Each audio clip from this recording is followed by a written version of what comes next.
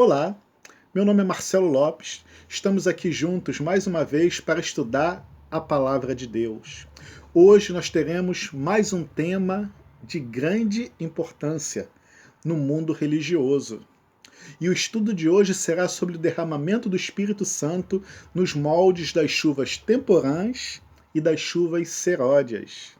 Eu espero que eu possa transmitir essa mensagem de uma forma bem compreensiva, bem didática, para que não fique nenhuma sombra de dúvidas. Tá ok? Antes de nós começarmos o estudo, eu venho pedir, caso vocês ainda não estejam inscritos no canal, que vocês possam se inscrever no canal Marcelo Lopes. Tá ok? Que vocês possam ativar o sininho para receber novos vídeos, que vocês possam dar o like ou o dislike, dependendo do que vocês acharam, né? E também que vocês possam compartilhar, para que essas mensagens possam chegar a outras pessoas, tá ok? E uma coisa que eu também peço para vocês, que vocês possam escrever nos comentários, é muito importante. Eu venho sempre pedindo isso, que vocês possam escrever lá o que vocês acharam, quais foram as suas dúvidas, alguma pergunta concernente ao estudo. Isso será muito importante, tá ok? Lembrando, sempre que nós formos estudar a Palavra de Deus, é importante o quê? Nós fazermos uma oração. A palavra de Deus, ela é espiritual e nós precisamos pedir a orientação do Espírito Santo de Deus. Vamos falar com Deus. Pai querido, Deus de amor, de infinita misericórdia, mais uma vez estamos aqui reunidos para estudar a Tua palavra. Te pedimos, Pai querido, encarecidamente que o Teu Santo Espírito possa nos orientar e nos influenciar a entendermos as Sagradas Escrituras. Dai-nos a Tua bênção, Pai querido. Dai-nos a Tua orientação, a Tua companhia. É o que eu te peço, é o que eu te agradeço. Em nome de Cristo Jesus, nosso Senhor. Amém. Vamos lá. Na Palavra de Deus, nós vemos Jesus Cristo ensinando várias vezes por meio de parábolas. Através das parábolas, Jesus Cristo queria demonstrar ou mostrar algumas verdades importantes do reino de Deus. E uma dessas parábolas, Jesus Cristo ele sempre usava por meio de comparações, né? Olha só um exemplo do que está em Mateus capítulo 13, versículo de 37 a 42. E ele respondeu: o que semeia boa semente é o filho do homem, o campo é o mundo. A boa semente são os filhos do reino, o joio são os filhos do maligno. O inimigo que semeou é o quem? É o diabo. A ceifa é a consumação do século. E os ceifeiros são quem? São os anjos. Pois assim como o joio é colhido e é lançado ao fogo, assim será na consumação do século. Mandará ao Filho do Homem os seus anjos, que ajuntarão do seu reino todos os escândalos e os que praticam a iniquidade, e os lançarão na fornalha acesa. Ali haverá choro e ranger de dentes. Então, Jesus Cristo ele quis dizer o quê? Que o mundo é o quê? É o campo. Quem semeia boa semente é quem? É o Filho do Homem, é Jesus Cristo. E quem semeou o joio no campo é quem? É o maligno, é o diabo, é Satanás, o enganador. Tem uma outra parábola que Jesus Cristo fala dessas sementes.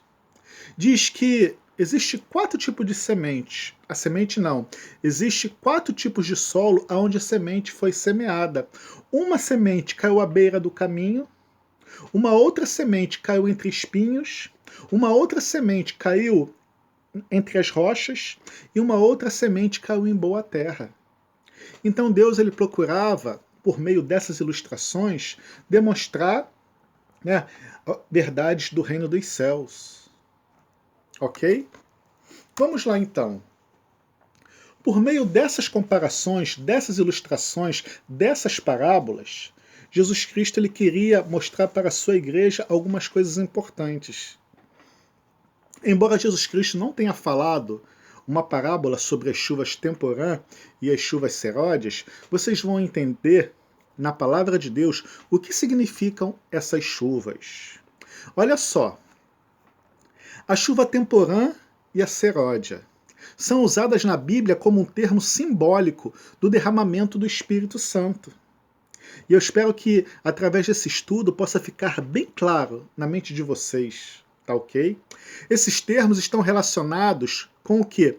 Com a estação das chuvas anuais na Palestina.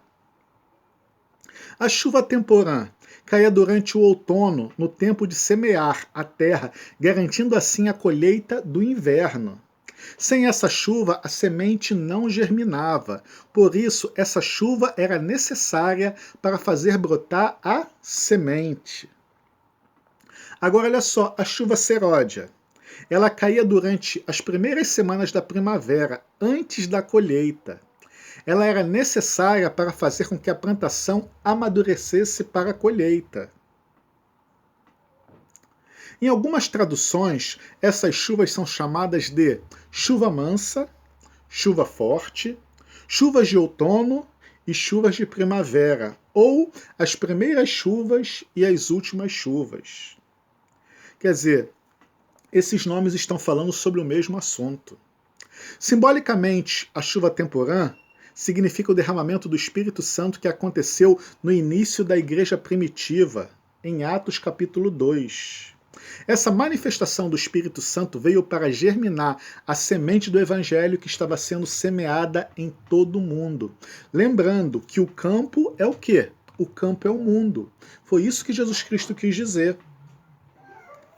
A chuva seródia representa o derramamento do Espírito Santo que se manifestará nos últimos dias da história deste mundo e irá preparar a igreja para a colheita que Cristo realizará na sua segunda vinda.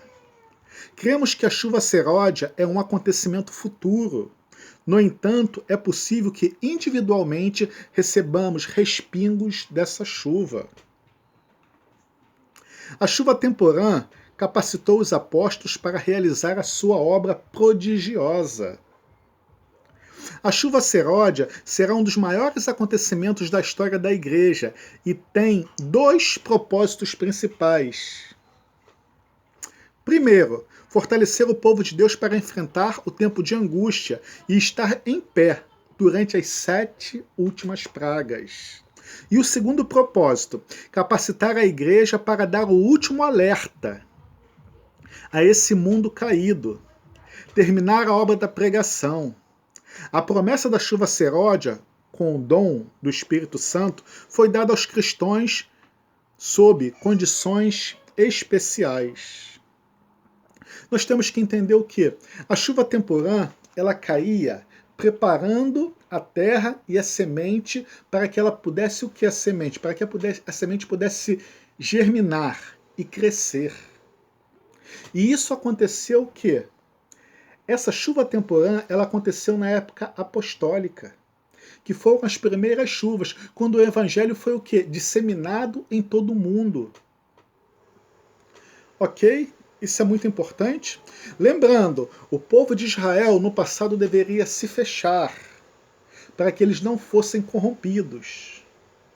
Só que chegaria um momento em que o evangelho deveria ser levado a todo mundo. Lembrando o que eu falei no início do estudo.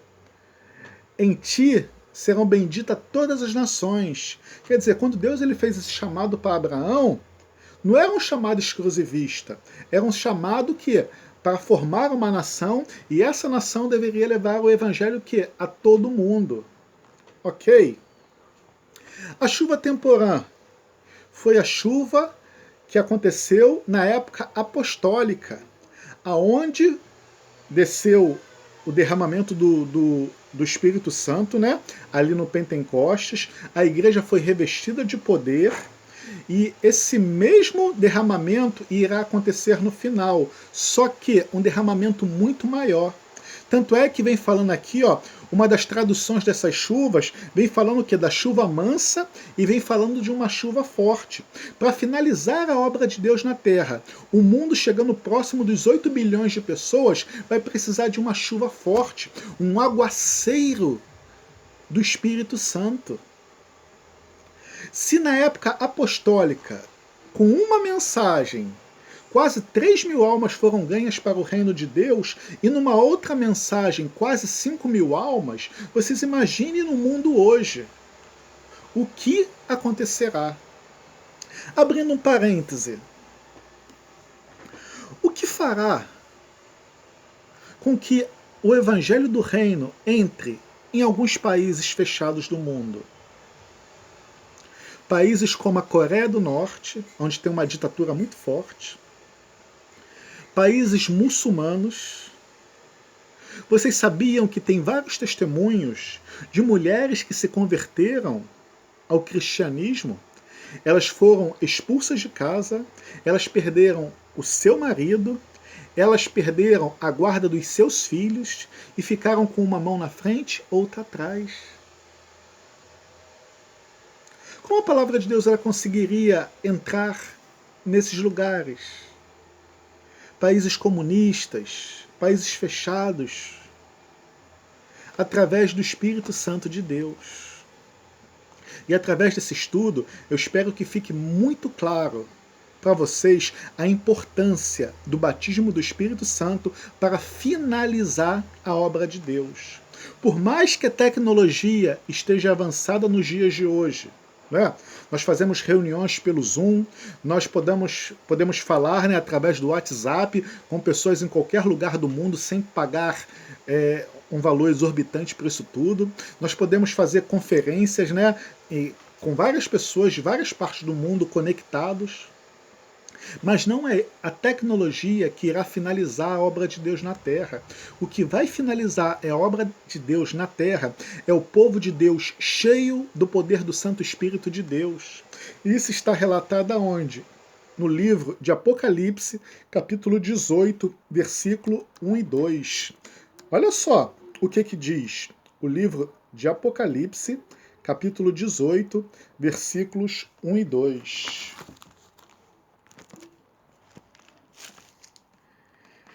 Depois dessas coisas vi descer do céu outro anjo que tinha grande autoridade, e a terra se iluminou com a sua glória. Então exclamou com potente voz, olha só, então exclamou com potente voz, caiu a grande Babilônia. Então quando o povo de Deus ele for revestido de poder, eles vão pregar com grande autoridade, assim como Jesus pregava, assim como os apóstolos pregaram, quando eles estiveram o quê? Cheios do Espírito Santo de Deus. E a palavra de Deus ela penetrará nesses lugares. Lembrando que eu falei no estudo anterior, a terra sendo iluminada, o que ilumina a terra? Lâmpada para os meus pés é a tua palavra e luz para os meus caminhos. E eu citei o exemplo também das profecias bíblicas, que a palavra de Deus que é uma luz que ilumina a um lugar escuro. Então nós devemos estar atentos às profecias bíblicas como uma luz que ilumina um lugar escuro. Quer dizer, a palavra de Deus ela é o quê? É o nosso guia. Então vamos comprovar na palavra de Deus tudo isso que eu estou falando para vocês. Olha só. João Batista, ele falou uma coisa muito interessante. Isso está em Lucas capítulo 3, versículo 13. Disse João a todos: eu, na verdade, vos batizo com água, mas vem o que é mais poderoso do que eu, da qual não sou digno de desatar-lhe as correias da sandália. Ele vos batizará com o Espírito Santo e com fogo. João Batista estava dizendo que aquele que viria após ele era mais poderoso do que ele e que ele não era digno nem sequer de desatar as correias da sua sandália, que ele vos batizaria com quem? Com o Espírito Santo e com fogo. Olha só, hein? Mas olha só o que Jesus Cristo diz em Lucas capítulo 12, versículo 49 e 50. Eu vim para lançar fogo sobre a terra, e bem quisera que já estivesse a arder. Tenho, porém, um batismo com o qual hei de ser batizado, e quanto me angustio, até que o mesmo se realize. Então Jesus Cristo ele queria o quê? Que isso se cumprisse logo. Então ele vem falando que vem lançar fogo à terra, e Jesus Cristo queria que esse fogo já estivesse aceso. Esse fogo representa o quê? Os filhos de Deus cheios do Espírito Santo. E aqui ele vem falando, ó, tenho, porém, um batismo com o qual hei de ser batizado. E quanto me angustio até que o mesmo se realize. Então era o desejo de Jesus Cristo que a sua igreja fosse revestida de poder. E quando a igreja foi revestida de poder, nos moldes da chuva temporã, uma mensagem, 3.000 almas. Quase 3.000 almas. Uma outra mensagem, quase 5.000 almas.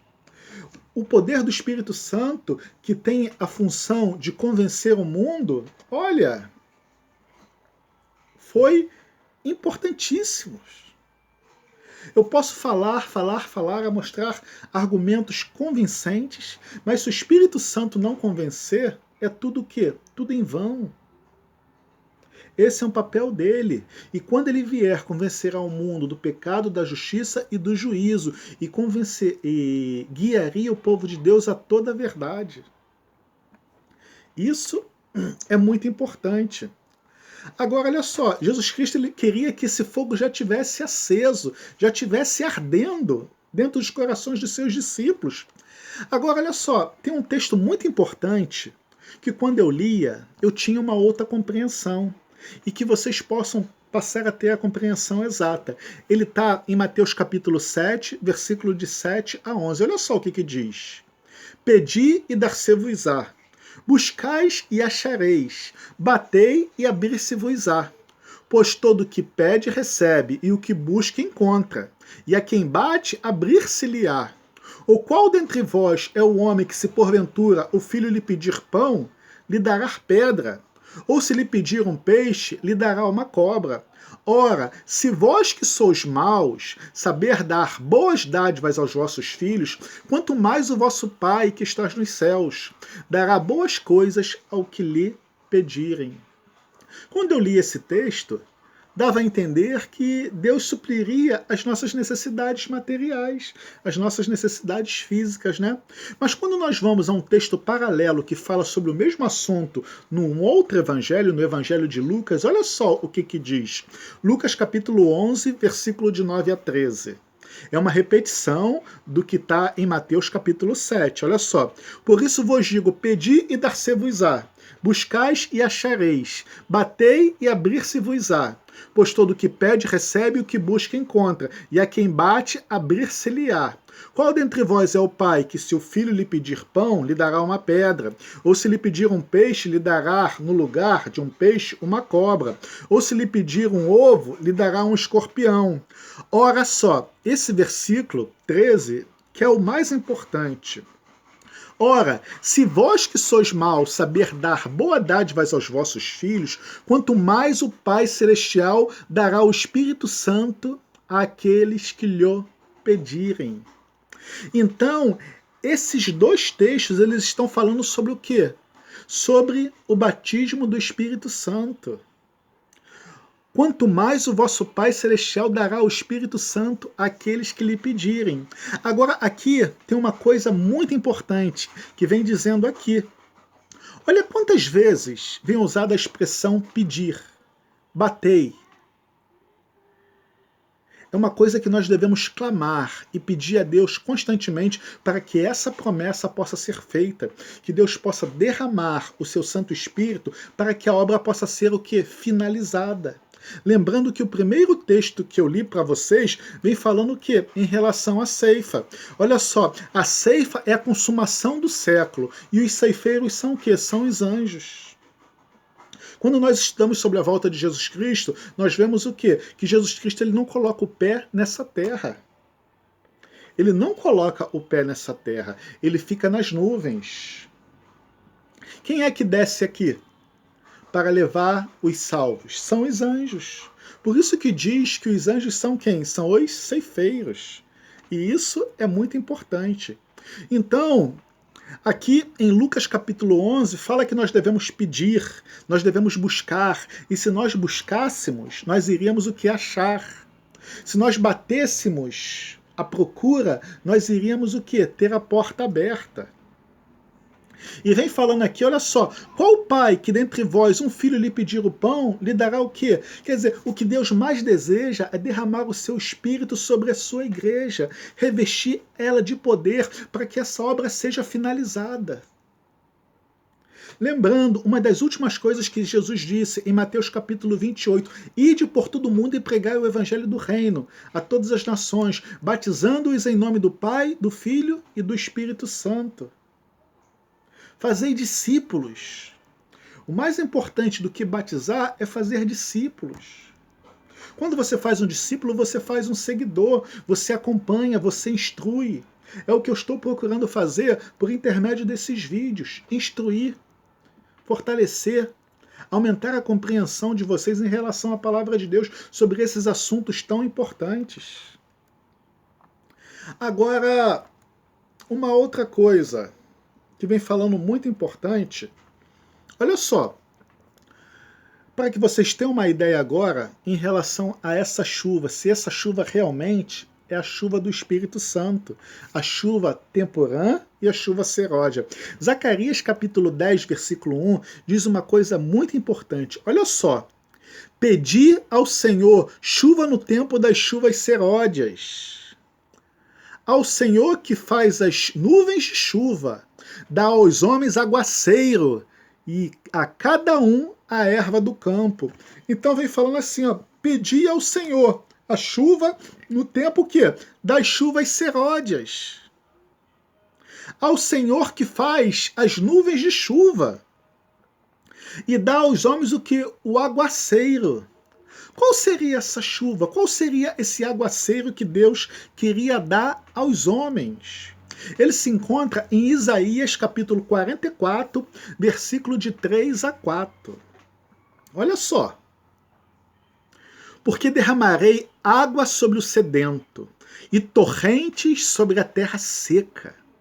Derramarei o meu espírito sobre a tua posteridade e a minha bênção sobre os teus descendentes. E brotarão como a erva, como salgueiros juntos às correntes das águas. Então, qual é a função que Deus está derramando aqui essa chuva? Aqui vem falando uma comparação, olha só. Porque derramarei água sobre o sedento e torrentes sobre a terra. Derramarei o quê? O meu espírito sobre a tua posteridade e a minha bênção sobre quem? Sobre os teus descendentes. Lembrando que aqui vem falando o quê? Da chuva seródia. E brotarão como a erva, como os salgueiros junto das correntes de água.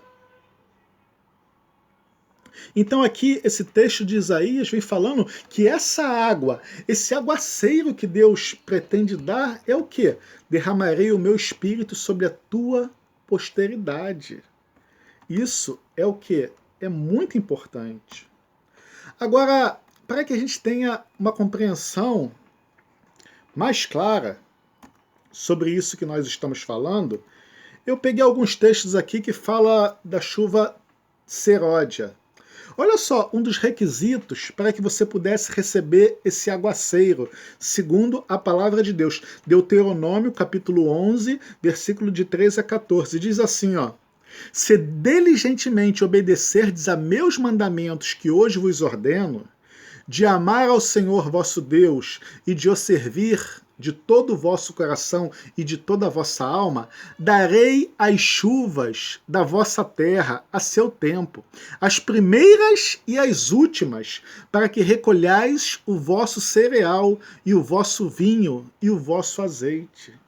Então aqui, ó, um dos pré-requisitos para que Deus derrame o Espírito Santo, esse aguaceiro do Espírito Santo, que é simbolicamente mencionado em relação a essas duas chuvas, as chuvas temporãs e as chuvas seródias, as chuvas que caíam no outono e as chuvas que caíam nas primeiras semanas da primavera, vem falando aqui que um dos pré-requisitos é o quê? Se diligentemente obedecerdes aos meus mandamentos que hoje vos ordeno, de amar ao Senhor vosso Deus e de o servir de todo o vosso coração e de toda a vossa alma, e darei as chuvas da vossa terra. A terra é o quê? É o campo, e ao seu tempo, as primeiras e as últimas, para que recolhais o vosso cereal. Em Oséias capítulo 6, versículo 3, olha só.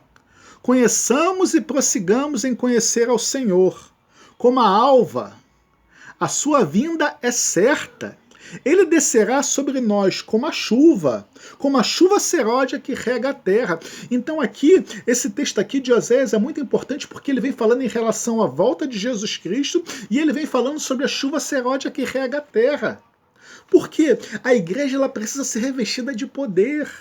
Porque senão, olha, eu não sei quantos séculos ou até quantos milênios demoraria para que o evangelho de Deus pudesse chegar a todo mundo. Nós temos um inimigo que não quer que as pessoas tenham conhecimento da verdade. Vocês entendem? Então ele dificultará o máximo que isso aconteça, porque o desejo dele é fazer com que as pessoas permaneçam aonde? Na escuridão, em relação às coisas de Deus. Porque uma vez que a pessoa morre sem o conhecimento de Deus, a pessoa está o quê? Está perdida. Então, é propósito do inimigo fazer isso. Um outro texto que vem falando sobre a chuva seródia, olha só, Tiago 5, versículo 7 e 8. Olha só, sede, pois, irmãos, paciente, até a vinda do Senhor. Então vem falando, olha só, sede paciente até a vinda do Senhor. A chuva seródia é para preparar para que o Senhor volte. Olha só, eis que o lavrador aguarda com paciência o precioso fruto da terra, até receber as primeiras e as últimas chuvas. Sede vós também pacientes e fortalecei o vosso coração, pois a vinda do Senhor se aproxima. Então, mais uma vez aqui, ele faz um link entre a chuva e a vinda do Senhor. Porque a igreja precisa ser revestida de poder. Isso é muito, mas muito importante. E vem falando aqui, ó, eis que o lavrador aguarda com paciência o precioso fruto da terra, até receber as primeiras e as últimas chuvas. Sem a chuva do Espírito Santo, é como se nós quiséssemos fazer as coisas pelas nossas próprias forças. Eu vejo nos dias de hoje o quanto é difícil pregar o Evangelho. As pessoas estão com o coração endurecidos para a palavra de Deus. Mas quando a igreja for revestida de poder, olha o exemplo do que aconteceu no Pentecostes. Um sermão, quase 3.000 almas. Outro sermão, quase 5.000. Imagine a igreja de Deus nos dias de hoje revestida com esse poder. Jesus Cristo ele pregava com grande autoridade, porque Jesus Cristo também estava revestido do poder do Espírito Santo. Quando Jesus Cristo iniciou o seu ministério, quando ele foi batizado, desceu sobre ele quem? O Espírito Santo de Deus. Porque Jesus Cristo, embora ele sendo Deus, ele não poderia usar a sua divindade para que o seu sacrifício fosse aceito. Então tudo o que ele fez foi mediante o poder do Espírito Santo de Deus. Que isso possa ficar muito claro para vocês. Então, esses textos que eu li para vocês, um dos pré-requisitos para receber, obedecer os mandamentos de Deus e amar e servir a Deus de todo o vosso coração. E o outro vem falando o quê? Em conhecer ao Senhor.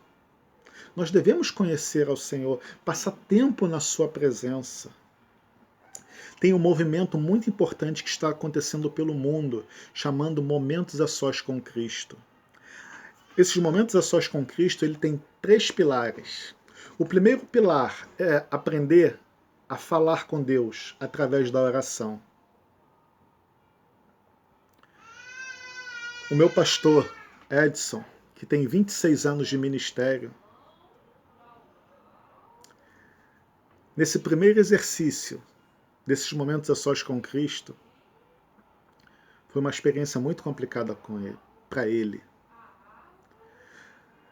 O primeiro exercício era passar 20 minutos orando, sem pedir e sem agradecer. Não foi fácil para ele, não foi fácil para muitas pessoas. Muitas vezes nos relacionamos com Deus só para pedir e só para agradecer. Mas Deus ele quer algo a mais. Ele quer que você se relacione com Ele. E como você vai se relacionar com Ele? Através da oração. Tem um texto do Espírito de Profecia que diz que nós devemos nos relacionar com Deus através da oração como a um amigo. Uma vez o meu amigo Edmilson ligou para mim, foi justamente quando a gente estava falando sobre esses assuntos, e eu fiquei analisando, né? Nós falamos sobre vários assuntos. Em nenhum momento, nem eu, nem ele, pedimos nada um ao outro e nem agradecemos em relação a nada. E aí eu compreendi. O que era se relacionar com Deus como um amigo? É você abrir o seu coração, é você contar tudo para Ele, é você contar as suas vitórias, as suas derrotas e pedir a Ele força para que você possa crescer na graça e no conhecimento de Deus. O segundo pilar dos momentos a sós com Cristo é você aprender a ouvir a voz de Deus. As três maneiras principais que Deus se comunica com os homens, com a humanidade, em primeiro lugar é pela natureza, pelo que foi criado. Tanto é que a palavra de Deus diz que os homens são indesculpáveis por não acreditar na existência de Deus, porque o que foi criado de maneira nenhuma poderia acontecer por meio do acaso. Tem um cientista que eu gosto muito dele, o nome dele é Adalto Lourenço, né? Ele é presbiteriano e ele fala uma coisa muito interessante. Ele é um cientista e ele falou para existir a vida aqui na Terra, da forma como nós a conhecemos, era necessário 2 milhões de variáveis. É como se precisasse de 2 milhões de coincidências. Uma outra forma que nós ouvimos Deus falar conosco é através das Sagradas Escrituras. A Bíblia Sagrada. E a terceira voz, é a terceira vez que nós ouvimos Deus falar conosco através do Espírito Santo de Deus. Tem outras formas que Deus fala conosco, através de um louvor, através de uma pessoa, mas essas são as três principais. E o intuito desses momentos a sós é fazer com que aumente a sua ligação com Deus ao ponto de você poder ouvir a voz de Deus. Olha, e ao ouvir esses homens que fazem esses momentos a sós, eu fiquei maravilhado. São cada testemunho que eu fiquei impactado. Um desses testemunhos foi do nosso querido irmão Mário. Ele faz parte do grupo da madrugada e agora no dia 6 de junho de 2021, eles completaram um ano que eles estão se reunindo quase toda a madrugada às 4 horas da manhã. Eles só não se reúnem todos os dias porque toda terça-feira tem uma vigília. Então as pessoas que se reúnem com ele às 4 horas da manhã participam dessa vigília. Então às quarta-feira eles não se reúnem. O restante dos dias da semana eles estão lá reunidos, clamando a Deus pelo batismo do Espírito Santo para se cumprir essa promessa, para estudar a palavra de Deus, para estudar o Espírito de profecia e para orar pelos pedidos do grupo, né? Ele contou uma experiência muito interessante, né? Ele trabalha numa empresa de transporte, ele trabalha num caminhão, né? E ele chegou na empresa, a empresa estava numa completa agitação, porque tinha perdido a chave de uma das Fiorinos, né? E eles já tinham procurado em todos os lugares possíveis e imagináveis, né? E não haviam encontrado essa chave. E chegou o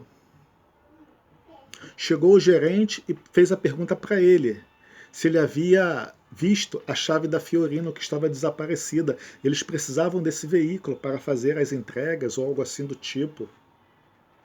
E aí ele falou que não, mas ele sabia. Quem é que sabia aonde estava a chave? E ele falou que Deus ele sabia e poderia revelar aonde se encontrava aquela chave. E aí o gerente deu uma gargalhada e saiu para lá, tipo assim, zombando, né? Deus vai falar contigo? Toma vergonha, rapaz. E foi para lá.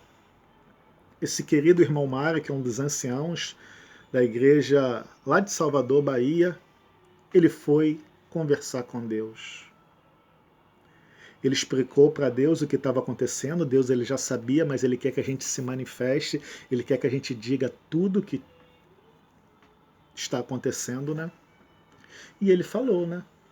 Falou desse gerente que havia zombado, né? Quando ele falou que ele sabia de alguém que poderia revelar.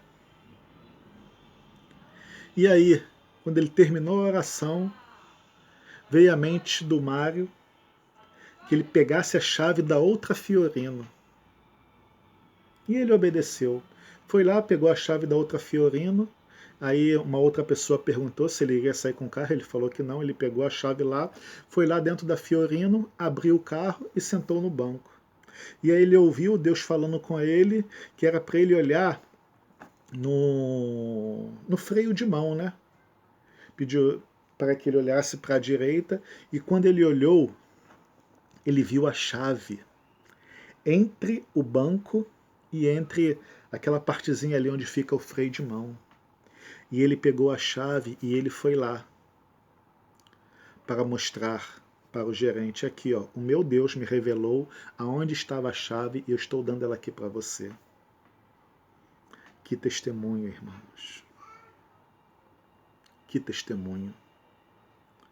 O gerente pediu desculpas, falou que os pais deles eram da Assembleia de Deus e que ele deveria estar afastado e que ele não deveria ter tido aquele procedimento, né? E a partir daquele momento ali, as pessoas ficaram com um temor muito grande em relação ao irmão Mário, porque viram que ele era um homem de Deus. Muito forte, muito profundo, né? Então, o segundo pilar desses momentos a sós é fazer você ouvir a voz de Deus.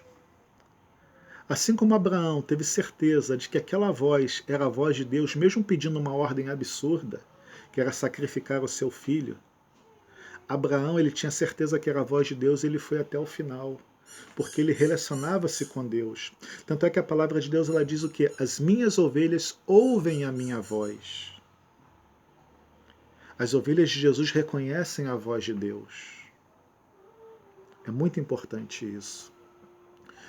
E esses momentos a sós, ele tem feito com que centenas e mais centenas de pessoas reavivem a sua fé e clamem de dia e de noite para o cumprimento dessa missão. Você se lembra quantas vezes é pedido lá em Mateus que nós devemos buscar, pedir e bater?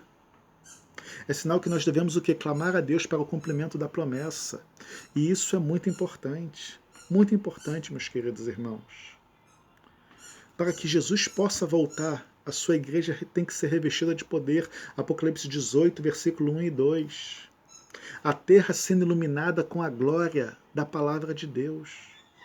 Lembrando que a igreja de Apocalipse capítulo 12, ela não tem luz própria, ela é revestida com a luz do sol. Ela é revestida com o poder de Deus. Vamos dar continuidade a esse estudo, né? Agora, olha só, falando da chuva temporã, vocês vão ver se tem conexão ou não com o que aconteceu no Pentecostes. Joel capítulo 2 diz assim, ó, capítulo 2, versículo de 21 a 32. Não temas, ó terra, regozija-te e alegra-te, porque o Senhor faz grandes maravilhas. Não temas, animais do campo, porque o pasto do deserto reverdecerão.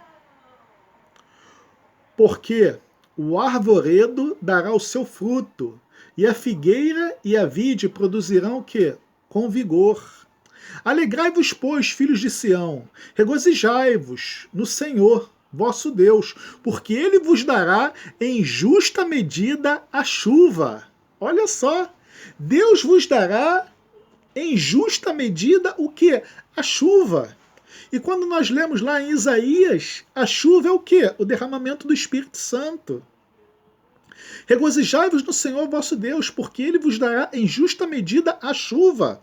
Fará descer como outrora a chuva temporã e a seródia. Olha só, Deus está falando o quê? Da chuva temporã e da chuva seródia. As eiras se encherão de trigo, e os lagares transbordarão de vinho e de óleo. Restituo-vos-ei os anos que foram consumidos pelo gafanhoto migrador, pelo destruidor e pelo cortador. Agora, vem chegando a parte aqui mais importante que diz assim, ó: e acontecerá depois que derramarei o meu espírito sobre toda a carne. Olha só, ele vem falando sobre o quê? Sobre essas duas chuvas, sobre a chuva temporã e a chuva seródia. E ele fala que ele daria a chuva o quê? Em justa medida. E ele restituiria o quê? Os anos que foram consumidos pelo gafanhoto migrador. Consumidos por quem? Por Satanás. Fazendo com que a terra passasse um grande período de escuridão espiritual. E olha só o que ele diz: e acontecerá que depois que derramarei o meu espírito sobre toda a carne, e vossos filhos e vossas filhas profetizarão, os vossos velhos sonharão, e os vossos jovens terão visões. Até sobre os meus servos e sobre as minhas servas derramarei o meu espírito naqueles dias. Olha! Mostrarei prodígios no sol e na terra, sangue, fogo e colunas de fumaça. O sol se converterá em trevas e a lua em sangue, antes que venha o grande e terrível dia do Senhor. Nós vemos em Mateus 24 alguns requisitos para que Jesus pudesse vir. E aqui está dizendo: o sol se converterá em trevas e a lua em sangue. Foi um dos sinais que Jesus Cristo deu para a sua vinda. Tanto é que vem falando aqui, ó, antes que venha o grande e terrível dia do Senhor. Não tem, irmãos, como o Evangelho ser finalizado sem o derramamento do Espírito Santo de Deus. Não tem como. Nós estamos no meio de uma guerra e o inimigo não quer que isso aconteça. Nós sabemos que Deus é muito maior do que o inimigo. É uma comparação entre a terra e o céu. Não tem comparação. Mas nós sabemos que o príncipe desse mundo é quem? É Satanás. Tanto é que na tentação ele ofereceu todos os reinos do mundo a Jesus Cristo e falou: tudo isso te darei se prostrado me adorares. E olha só, voltando aqui para o texto de Joel, né? E acontecerá que todo aquele que invocar o nome do Senhor será o que? Será salvo. Então, naquele momento, quando o evangelho for pregado, o povo de Deus cheio do Espírito Santo de Deus, se cumprindo a profecia de Apocalipse capítulo 18, versículo 1 e 2, e diz aqui: acontecerá que todo aquele que invocar o nome do Senhor será salvo. Se converterá ao Senhor e invocará o nome do nosso grandioso Deus. E uma das mensagens fundamentais será o quê? Caiu a grande Babilônia. Por que a grande Babilônia ela cai? Todas as suas mentiras, todas as suas heresias vão cair o quê? Por terra. Aquilo que não aconteceu na tríplice mensagem angélica de Apocalipse capítulo 14, versículo 6 em diante, acontecerá agora em Apocalipse 18. Por isso que eu expliquei o porquê que a tríplice mensagem angélica de Apocalipse 14, ela se repete também em Apocalipse 18. O que não aconteceu lá, por causa do desapontamento, por causa da incredulidade, porque se aquele povo tivesse permanecido unido, estudando as profecias e terem visto qual era o seu erro, eles teriam sido revestidos de poder. E eles finalizariam a obra de Deus ali na terra. Mas isso não pegou o Deus de surpresa. Tanto é que a primeira voz de Apocalipse 14 ela vem falando com grande voz. A segunda voz, que fala da queda de Babilônia, vem falando com uma voz comum, uma voz normal. Caiu a grande Babilônia. E a terceira voz, né, que vem falando em Apocalipse 14, vem falando também, dizendo em grande voz: se alguém adorar a besta ou a sua imagem.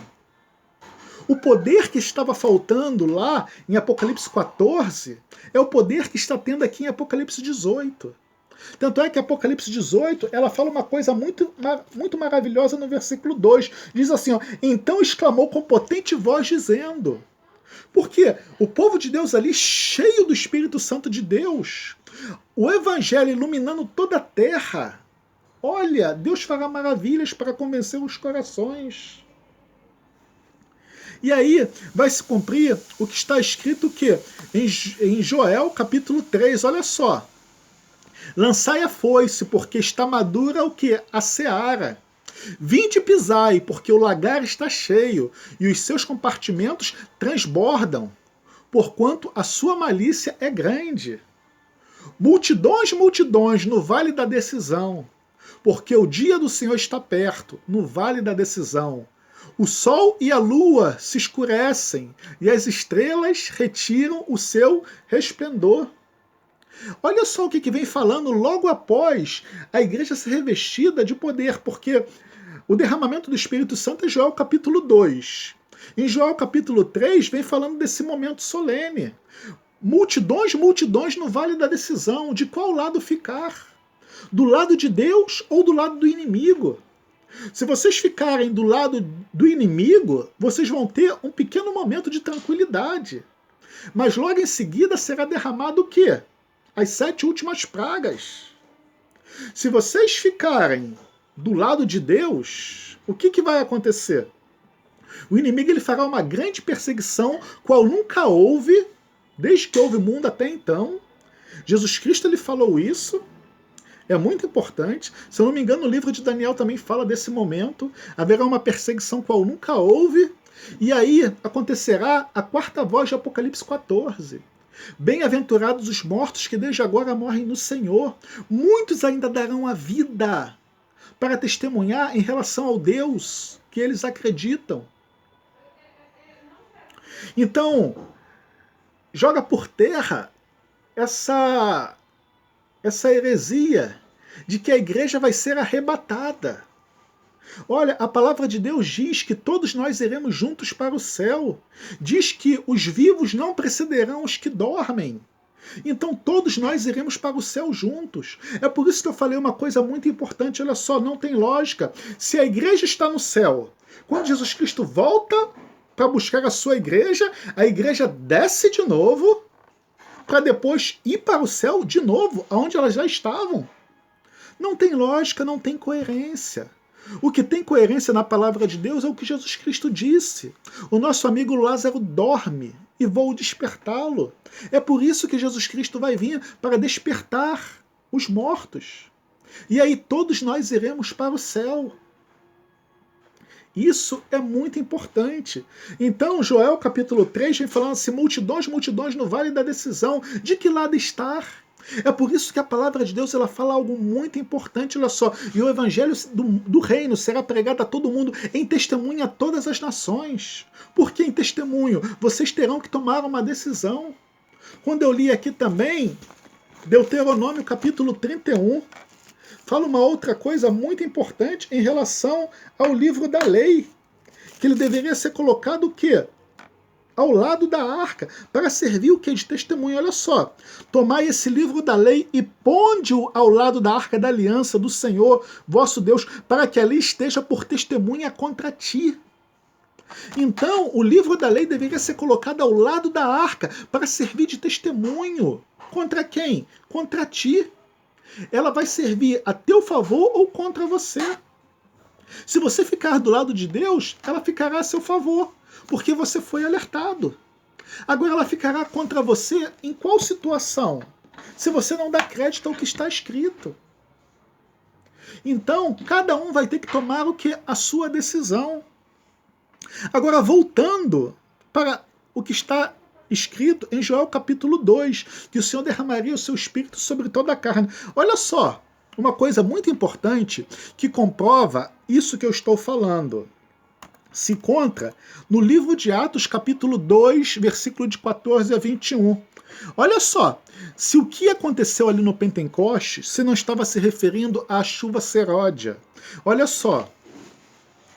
Então se levantou Pedro com os 11, e erguendo a voz, advertiu-os nesses termos: varões, tomai conhecimento disso, e atentai às minhas palavras, judeus e todos os habitantes de Jerusalém.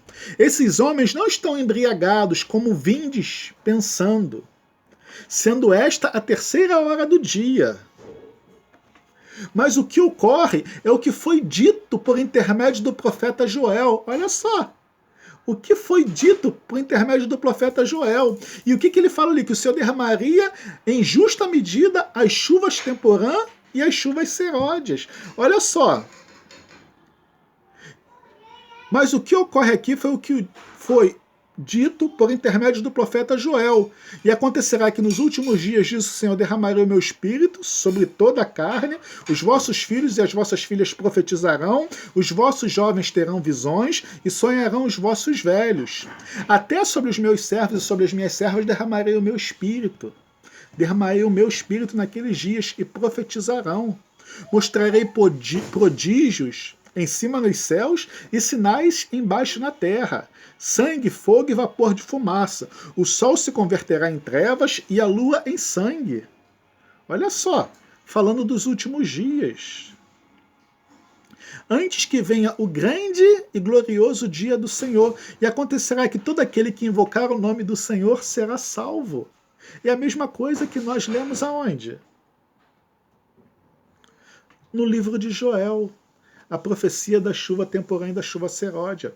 Então, o que eu quero dizer com isso? Que o que aconteceu na época dos apóstolos, quando a igreja foi revestida de poder e eles puderam curar, porque o Espírito Santo estava sobre eles. Uma pregação, 3.000 almas, outra pregação, 5.000 almas. A sombra de Pedro curava, né? E ele falou aquelas solenes palavras: não tenho ouro nem prata para te dar, mas o que eu tenho eu te dou. Em nome de Jesus Cristo, levanta-te e anda-te. A igreja de Deus foi revestida de poder. E a semente da palavra de Deus foi espalhada por todo o mundo. E a semente deveria o quê? Crescer e germinar. E foi isso que aconteceu em todo o mundo. Só que agora, nos últimos dias, a semente precisa ser amadurecida para a colheita. E quem vai fazer essa colheita? Os anjos, os textos que nós lemos aqui. Então, meus queridos irmãos, esse é o estudo sobre as chuvas temporã e as chuvas seródias, né? Um simbolismo do derramamento do Espírito Santo de Deus. A chuva temporã, como nós lemos aqui em Atos, foi o que aconteceu aonde? No Pentecostes. E agora acontecerá uma outra chuva para finalizar a obra de Deus. A palavra de Deus só conseguirá chegar em certos lugares quando a igreja for revestida de poder. E aí a queda de Babilônia vai ser o que? Completa. Tanto é que vem falando em Apocalipse 18:2, expressou com potente voz. Potente voz é uma voz muito maior do que a grande voz que é pregada em Apocalipse 14:6. É muito importante. E agora, um outro texto que eu queria reformular ou alinhar com vocês é o pré-requisito. Eu queria só bater nessa tecla.